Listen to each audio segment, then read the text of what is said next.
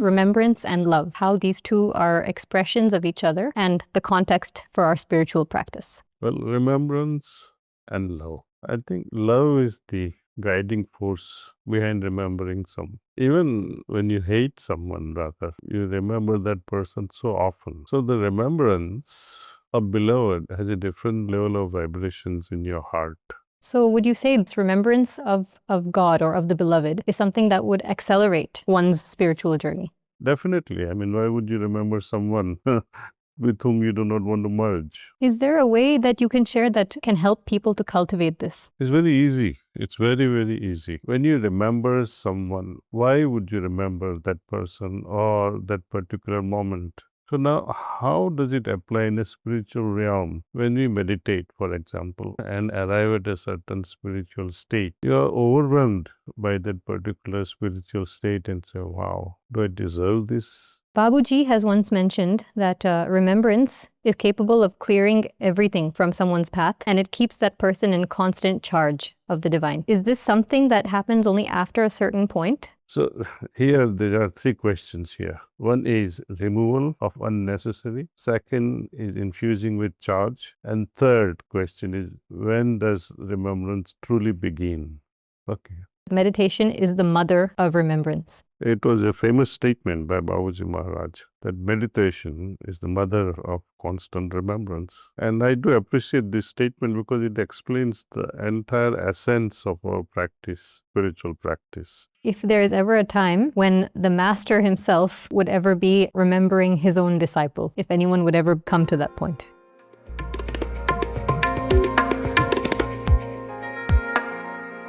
So it's very simple, I think. It's very simple.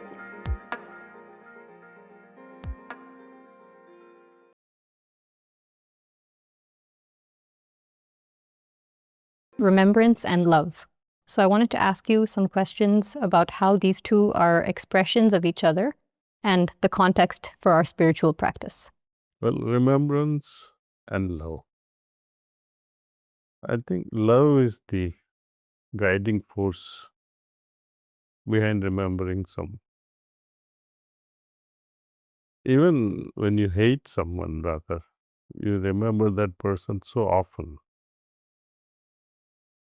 So the remembrance of beloved has a different level of vibrations in your heart. It's almost like you are in state of absorbency while thinking of that person. I'm deliberately using this word thinking, though there is a vast difference between thinking and remembering. Thinking is about here, it's your head, your mind especially.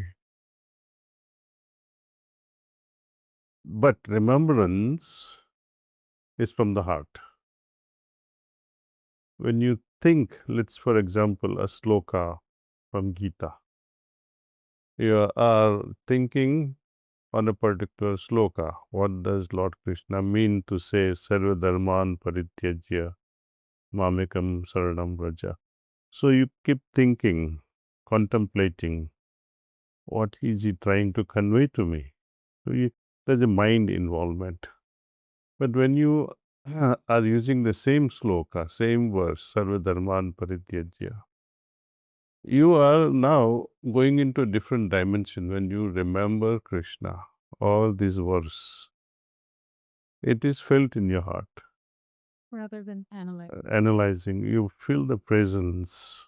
You begin to have some shift in your awareness because of this remembrance. So, I would say love is the product and remembrance is the beginning of the thing, see, according to Babuji Maharaj. Because when you reverse this equation, when you love someone, you remember. God being unknown entity, we don't know how to love, so we begin to remember and end up with love loving. comes. Yeah. So would you say this is something, this remembrance of God or of the beloved, is something that would accelerate one's spiritual journey? Definitely. I mean, why would you remember someone with whom you do not want to merge or you do not want to become one with? So remembrance is a great catalyst. Is there a way that you can share that can help people to cultivate this? It's very easy. It's very, very easy. For example, when you remember someone, why would you remember that person or that particular moment? It strikes your heart so strikingly or lovingly. You're so impressed by that event or by that person. You remain grateful. So now, how does it apply in a spiritual realm? When we meditate, for example, and arrive at a certain spiritual state, you are overwhelmed by that particular spiritual state and say, wow, do I deserve this? A kind of a gratefulness begins in your heart. And then because of this gratefulness, you start wondering about who is this giver, be it your guru or be it God. Then you begin to think, begin to remember, and then you remain absorbed in remembrance with gratefulness. So there is incremental refinedness in your remembrance. So even meditating on this person, on the guru, that will also help. Yes. Okay. So I wanted to ask also about other traditions. So for example, in Sufism, they have something that they call zikr or dhikr, I think. And I'm wondering if this is the same thing or similar to what That's we call as exactly constant same. remembrance. It's the same thing. Okay. It's just a different word. Okay. But it is there in It's other a traditions. Constant remembrance means it's a continuous remembrance of the beloved. And any moment that is lost without remembering, often they regret that how did I forget my lover or my beloved. Babuji has once mentioned that remembrance is capable of clearing everything from someone's path, and it keeps that person in constant charge of the divine. So is this something that happens only after a certain point or from the beginning of one's yatra? So here there are three questions here. One is removal of unnecessary. Second is infusing with charge. And third question is, when does remembrance truly begin? Okay. Whenever we remember, we are immediately in osmosis with that personality. And we begin to draw grace or the power or the love transmitted from such a person into our heart. So that sort of remembrance, where you are imbued with divinity constantly, this is a love-filled invitation. There is the absolute saranagati. It's not that you have surrendered in a defeated way. No. You have lovingly surrendered to your beloved, knowing well, with full trust and respect. As far as cleaning goes, that what sort of things gets cleaned up? Whenever you remember such a great personalities like gurus or God or Krishna or prophets, peace be upon him, there is immediate shift in our awareness. Whenever we remember such great personalities, your heart moves tremendously, and if you are about to do the wrong thing, it will prevent you. How can I do this while I'm also thinking of my beloved? If you are still interested in doing things despite of remembering, that means you don't have true love. It's like husband and wife. You see, this relationship breakup is only because of this lack of trust. Anyway, when it comes to remembering, slowly and slowly, as we develop this ability to remain in osmosis through remembrance, there will be a qualitative change in us. In chemistry or in physics, we have this osmosis process also well explained. Even in biology and physiology, without osmosis, We just cannot exist at a physiological level. Similarly, at a psychological, emotional, and spiritual level, there is also some level of osmosis between my subtle body and that of the universal body of God. There is osmosis. Until that moment is reached where my level of purity and his level of purity becomes equal, osmosis will continue. And that is the purpose of yoga, that is the purpose of meditation, that is the purpose of bhakti, that is the purpose of worshiping God. To trigger this osmosis and attain such a state like godliness. So you just addressed it now already, but I just wanted to bring up one point that you had once said, is that meditation is the mother of remembrance. So can this mean that for those who've not yet made it a part of them, that through constant meditation, they can bring themselves closer to remembering the Guru in such a way that it's not a thought, but it's more a part of their being? Yeah. It was a famous statement by Babaji Maharaj that meditation is the mother of constant remembrance.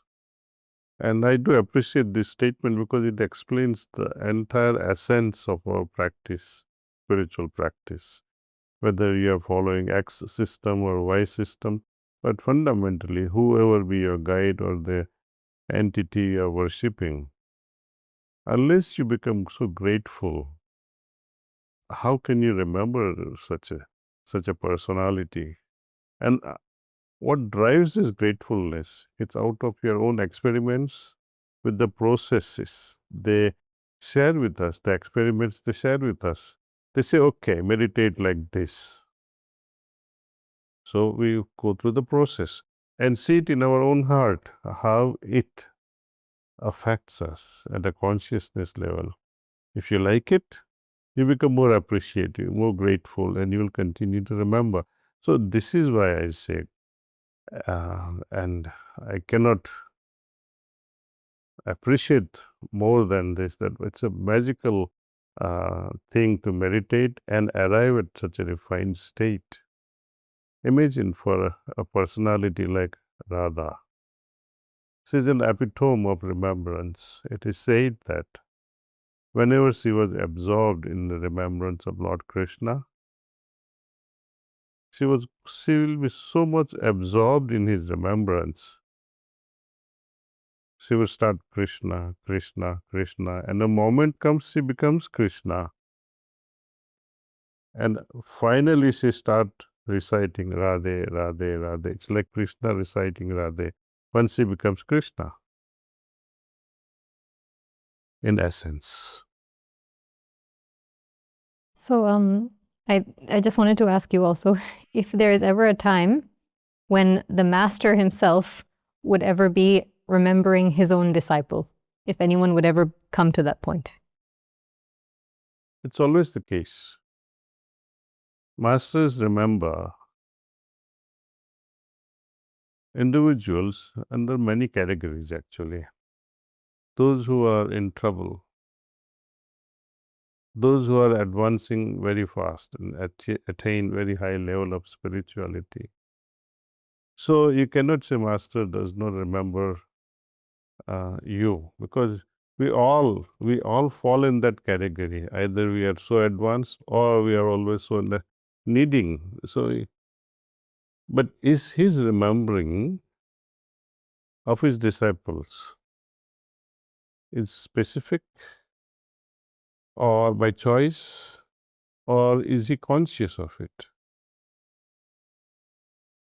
What you mean to be asking is this, that are you consciously remembering some individuals? I would say yes.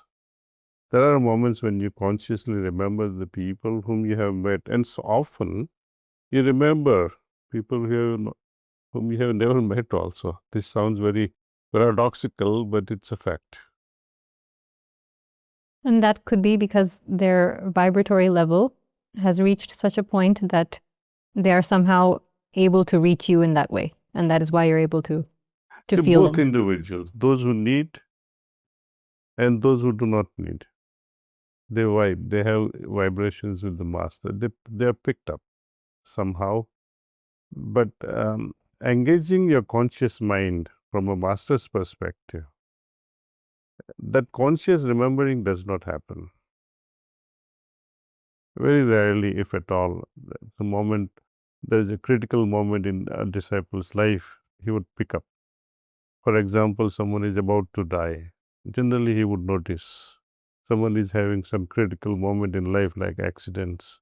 He would perhaps feel it. Some critical moments, and also more often than critical moments, are when the disciple is transitioning from one level to another level, or when that disciple is in a situation where in that person's in mind and heart is constantly calling the Master with lots of love. So they also pull the attention of the Master at a conscious level. My last question was if you know of any examples of some great saints who were known to be in remembrance of their beloved, and if so, how it defined their own life and their own journey. Well, one of the most classical is Radha, I just shared with you. Yes. Another is Meera, Mirabai, okay. Chaitanya Mahaprabhu, Swami Vivekananda, our Babuji Maharaj, Lalaji Sahab, and there are many personalities, I would say, who would devote their life, their entire life, in remembrance of God. I think the examples are so many of them. Okay. Yeah. Thank you.